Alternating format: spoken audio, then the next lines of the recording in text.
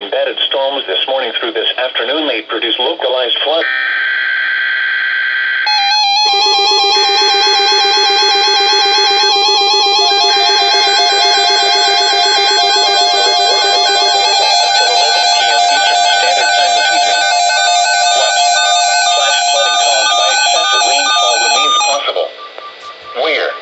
Portions of southeast Indiana, Kentucky, and Ohio, including the following counties in southeast Indiana: Dearborn, Ohio, Ripley, and Switzerland.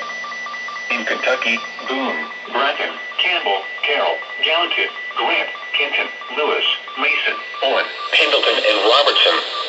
In Ohio, Adams, Brown, Claremont, Hamilton, Highland, Pike, Ross, and Scioto.